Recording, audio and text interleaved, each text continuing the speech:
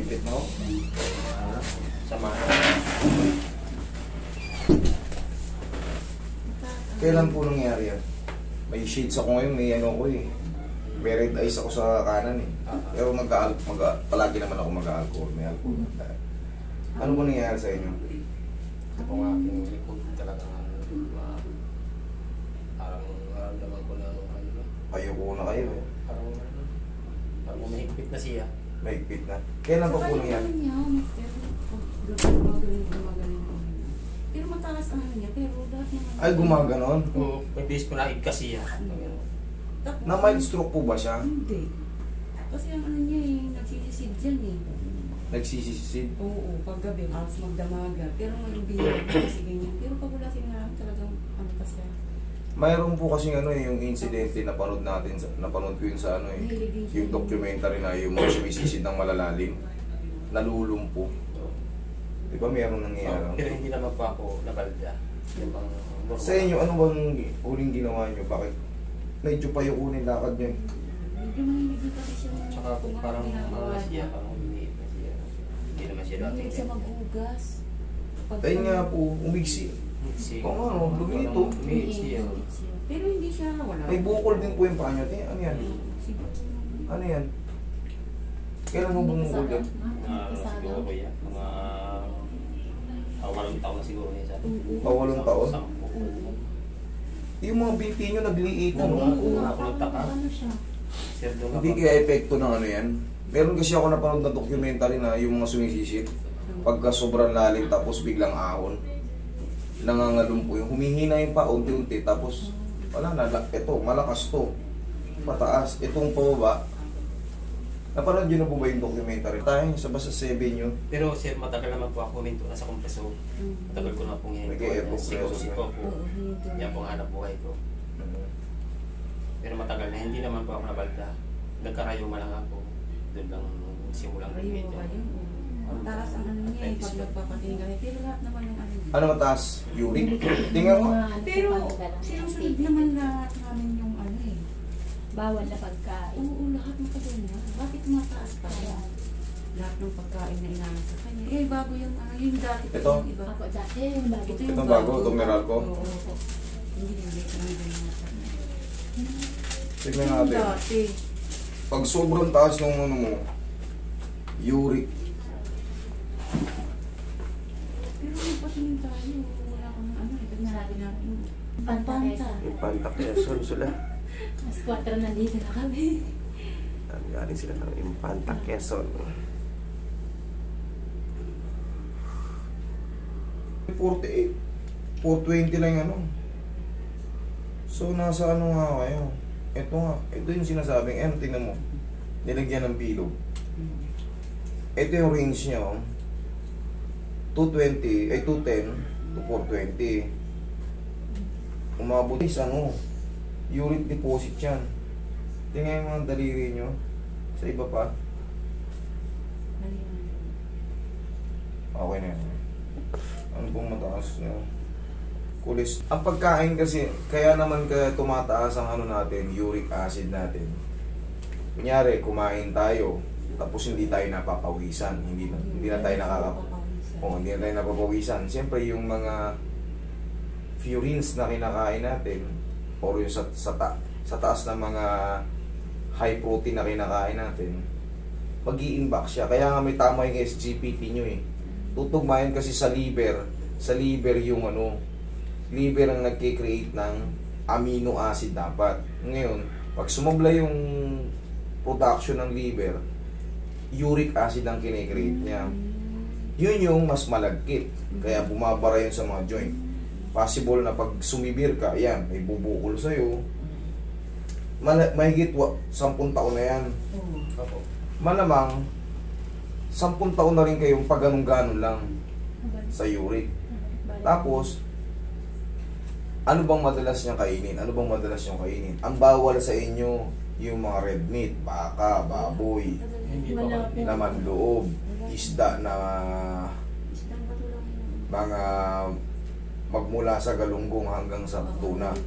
Yan ang mga bawal sa inyo. Soft drinks, mga maalat,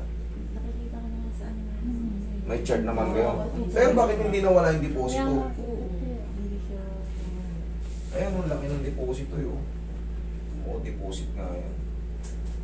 Tapos yung iba niyan, sa siko. Sigo. Opo, Ay, ito po, oh. Ayan, oh. Yung parang bago pa lang naman yan. Ito po sir, pag medyo nakaka ng patok maliit, bagsak ako. Meron din yan dyan, meron din yan dyan. Unang-unang sumasakit, ang sinyalis ng uric dito. Dito. Tapos, kaganyan niya sa tuhod. Kaya, at taas pala ng uric niya eh. Kaya pa na, umiipit kasi sa joint yan. Kahit wala siya kinakain ng ano. Kailangan kasi niya talaga. Hindi kasi siya masyado nagpapawisan. Pawis. Kailangan talaga. Hindi. Mahilig naman Kung siya kaya mo mag-bike. mag-walk. Nakakabala. Kaya po ako, Mag-jacket ka. hindi nakakalakad ng malayo eh, ito ramdam. May masakit. Tignan natin, tingnan, ayusin ko Pag yung... yung makakalagay. Tapos yun lang mga ganyan yung ano yan. Oo, Naiipit na po oo. kasi yung ano yan. Oo. Kasi yan, katulad yan, sa mga joint patama. Ayan o, oh, tsaka yan o. Ito po sir, iniinta ko din oh. Yan, ayos yan. Pero pag ganito hindi kaya. Hindi sa joint nga yan, bumabara lahat yan. Wala kayong magiging maayos na movement yan pag mataas ang uric nyo. Mamamaga ng ano yun eh. Kunyari may kinain kayong bawal. Kailangan kasi ang sagot dyan, celery, carrots, green apple, cucumber. I-blender nyo yan, tapos bawal muna siya talaga sa red meat. Magtiyaga muna siya sa mga gulay-gulay. Tapos, more on water. Tsaka, ang number one sikreto talaga is papawis. Mag-jacket lang kayo, hindi nyo kailangan magtatakbo. Mag-jacket kayo ng... Yan, mahilig Yung pa uso yan ngayon yung sa- jacket na ano, yung parang plastic na jacket. Sa una suits, parang tawag ko yun. Eh, ganun-ganun lang. Ikot-ikot lang kayo sa ano. Balik-balik lang. Hindi nyo kailangan magtatakbo, hindi nyo kailangan mabilis na lakad. Basta walking lang, tapos kahit pa paano, may movement na po, unti-unti. Yung kung ano lang maabot, ang mahalaga may movement tayo. Kasi pag wala tayong movement, yung liver natin, kakapitan ng ano yan, na tinatawag na fatty liver. So pag may fatty liver tayo, mag-expect na tayo yung uric crystal natin, magdideposito yan. Eh, no? Eh, mga bukol-bukol na yan. Ito, laki oh. Oo naman, hindi ka napapawisan eh. Eh, no? Lagi naman siya nag-ano. Mahilig pa... Sisirain kasi niya yung ano, mga joint natin. Sa balakang mo, meron na rin ganyan yan. Lahat kasi ng joint tatamaan kasi yung amino acid dapat na pampadula sa mga joint, uric acid na yung nagiging ano. Sir, tanong lang ako. Yes po. Hindi pa po ako magsisit na gabi sa buhay. Hindi ko po kailangan yan, ma-check kayo ng specialist na talaga kasi ako nag-aayos lang ako ng mga joint. Pero yan kasi ganyan, sa mga nerves na tama yan eh. Katulad yan, numipis na yung mga ano nyo. Yung napanood ko sa documentary yan, basta sa Channel 7, yung mga naninisid na mga Maraming compressor. siguro yun. Ito hindi naman eh. Ay, baka din ako dahil ano ako eh. Naabot kami ng house Ano call. yun? Oo. Doon yun. Hindi sa mga compressor na. Napanood ko, panoorin nyo compressor ano, documentary.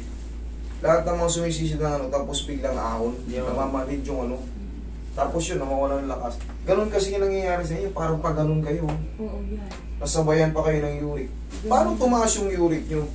Ano bang habit niya dati? Siyempre, yung pag nag-aang sila yung mga kilo-kilo, pag naglalakot sila. Mga tuna-tuna. Oo, yung gano'n. Hindi pa ibang dahilan.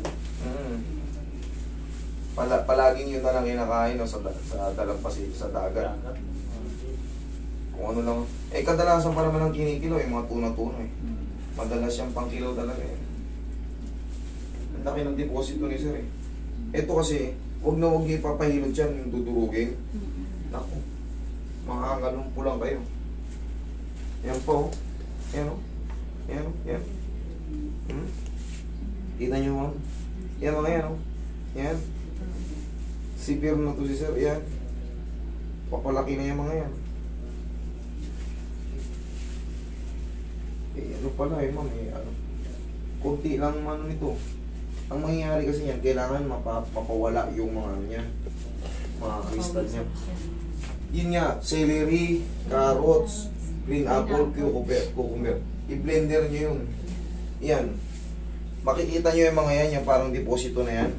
Para yung magbabalat ninipis yan sa loob ng 3 buwan puma-straight niya. Tapos yun nga, kailangan ma-maintain niya yung walking, papawis. Kahit umaga o gabi, papawis lang tapos daming tubig. Opo. Hindi kasi yan basta-basta kayang pa. Tanggalin lang yung, hindi lang kayo kumakain. Hindi kumakain. Hindi, Kailangan hindi. isasamahan nila. Kailangan mailabas yung residue ng kinain natin. Kasi nag-i-standby lang eh.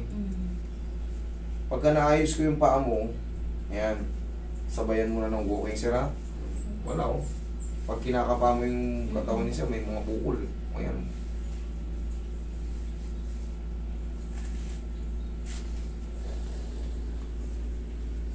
Ito pinakamalaki yun. Fresh na fresh pa, malambot. Hindi niya yung Tagilid. dito lang. Eh, may ano yan. Basta lahat ng joint, tatamaan ng ano yan. Marami yan. Yun na rin ba nasanay kami na rin sa yun, makasama na kami. Sama na yan. Kasama na pala siya. Susunod yan, yung mga tuhod niyan. Oo. Dire-diretso na yan. Ito kasi maraming joint yan. Kaya yan. Puro joint yan. O yan, dyan. Opo. Lahat ng joint mo, tatamaan yan. Pag hindi kayo nagtigil sa ano, mga karne-karne. Tapos, yun nga, papawis talaga. Pag nasunod po yung 3 months, 3 buwan yan, po yan sa hindi siya. babalik na po sa Oo, dati. unti-unti niya mararamdaman ba? Nawala yung sakit ng balakang ko. ah. Nakakapayat din, parang makakapayat din talaga ng ano din. May stress siya eh. Lumiit eh. Eh, kita mo yung dalawang paa mo, ang nipis. Relax. Ha? Oh. Celery, green apple, Carrots. carrots. Biblender niya yun. I-blend po. Mix ay, i-mix po, i-mix po. Ah, okay. Tsaka bata pa naman ito, makaka-recover pa ito. Tingnan mo yung binti niya. Tingnan mo yung binti niya, oh. Pantay na pantay. Dapat kahit pa paano, may humps yan eh. May humps po, no? Ay, tingnan mo naman, oh. Magkaka-humps paglakad na. 53 pa. 53 pa lang to. Ano po? Tingnan mo, bata pa yan. Makaka-recover pa naman yan. Buwan lang naman yan, eh. Basta ma-straight lang. Opo. Kunyari, nagsawa ka na sa lasa ng cucumber sa ano, celery, ganyan. Kunti lang yung celery, ah. Konti lang. Lagyan mo naman ng honey. Yun ang safe na matamis. Opo. Isa sa pagkakas. Mm-hmm. Namulubog yung daliri ko. Wala yung mga karne. Ihaya ka, sir. Ito, huwag nyo ipapamassage siya. Ang massage namin dito, may diskarte kami sa mga massage dito. Pag mataas ang uric. Talagang sure ball na mataas ang uric niya kasi 648.50.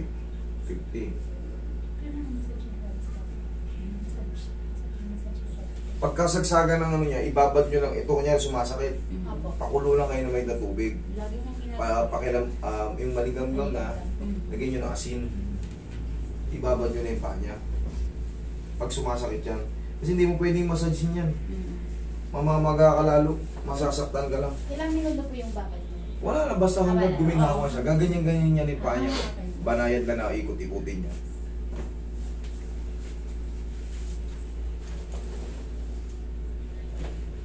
Tapa kasi. Mahirap kalaban ng uric.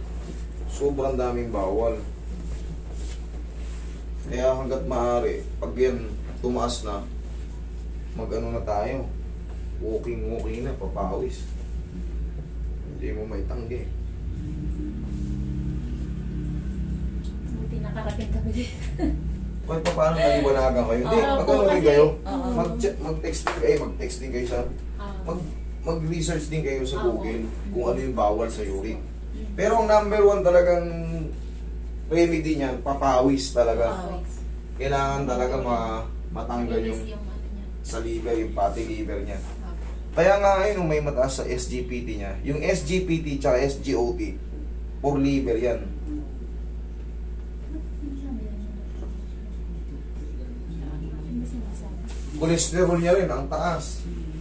Siyempre, wala nang papawis eh. Hindi naman lumabas. Ipit yung mga ligaments niya, biglang ipit yung mga nerves niya. Kaya yung nararamdaman niyang masakit yung pag tinapak niya.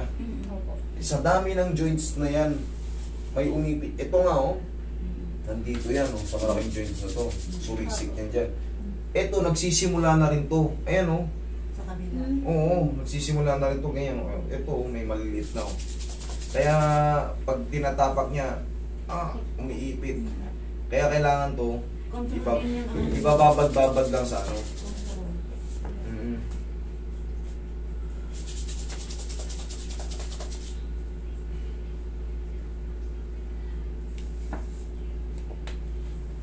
Ang hirap kalaban ko itong pinakamahirap. Ang daming bawal.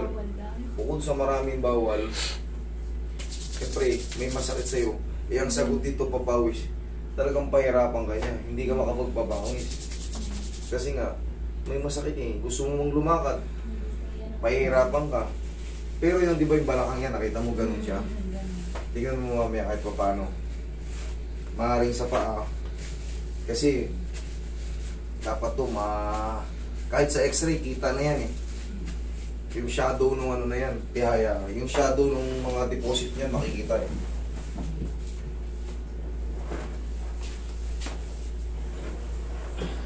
Yung mga nararamdaman niya, sakit-sakit sa siko, sa ano, sa shoulder, pangkaraniwan na yan. Hindi pa ganong kita sa ano. Sige sir. Hindi pa lang ganong kita sa labas, pero may deposit na yan. Once na nag-severe ka, lahat ng joint mo sisirain ng unong unit. Okay, relax. Taglag mo lang katawan mo, sir. Yan. Inhale. Exhale. Diyan ka lang muna. Maganda kayo.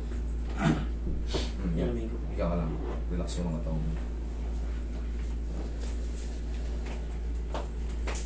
Sabi mo kung masakit ha. Masakit. Wala. Yan. Kaya. Pag ginanito ko, yan. Yan. Kaya. Yan. Meron? Kaya. Yan. Sakit na konti. Yun. Dito. Yan, matanggal yun sa ano eh. Eh no, tignan mo yung paa natin. Ang daming joint yan. Pumagitan siya rito. Ayan, joint na yan dito, masakit sa kanya. Alog-alogin lang yan. Usan dudulas yung naiipit.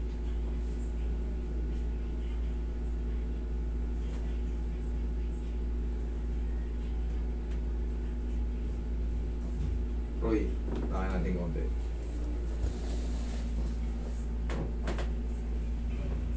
Buong labanan. Okay. Sige nga, testing mo sir, tumayo ka. Tignan mo nga kung diretso ka na o hindi pa. Lakad ka. Sinelas ka sir. Sinelas ka. Oo. Nadulas yung ano mo, may oil yung hinawa ko. Tignan mo ngayon. Maganda. Relax yan. Oo. Pantay na. Relax mo. Kanina gano'n no? Yuko yan. Yuko. Yuko, ganyan yan. Pinakontrol. Oo. Matigas ang pakiramdam mo kanina. O ngayon. Matigas. Relax. Relax. Ayos na. Nakakadiretso ka na. Sir, ito lang talaga ang sikreto. Katulad niyan, kaya mo na hindi yung paa mo na maayos. Maayos naman ha. Huwag ka magganito. Huwag mong ganito. Okay yan. Tumatama eh. Pantawid siya niya. Oo, sige. Tatama eh. Kasi pag sinuksok niya yung paa niya, tatama rin sa may deposit eh. Pinakadabis niya yung sinabi ko, yung celery, carrots, green apple, cucumber. Sa loob ng 3 buwan pag na-straight niyan tsaka papawis, kain-kain ka muna ng mga gulay. Pwede ka naman sa isda, huwag lang pamilya ng galunggong. Pag mula sa galunggong, yung mga madudugong isda, huwag yun. Tapos, pwede ka sa manok, tanggalin mo lang yung balat. Tapos yan, lahat ng mga deposit na yan, luluwag yan. Kaya kung nakakaramdam ng sakit dyan, ganito rin yan, bumubukol na yan sa loob. Ayan o. Kaya pala. Eh, malalaking joint yun eh. Sa joint yan. Kaya, yung pag ginanito mo, okay. Pero pag ginanito mo, may sumasabit sa loob. Sa totoo lang, hindi naman yan talaga frozen. Kasi kung frozen to, kahit sa paharap, hindi mo maangat yan. Oh, naaangat yan naman eh. Dito, sasabit lang dito. Ayan o. Sasabit lang. Oh, hindi naman siya frozen eh. Sir, kailangan mo lang mapababa yung uric mo. Harang-harang na yan. Kahit sa siko mo, parang pigil eh. Oo, ganun din yun doon. Ang laki ng deposit niya rito. Ayan, bagong-bago po. Ganun lang yan niya kasi medyo malaki-laki doon. Baka sa kilikili tumama. Okay, sir. Huwag lang kayong maligo dito, ha. Sir, maraming salamat. Welcome. Pagaling ka, ha. Pagaling ka.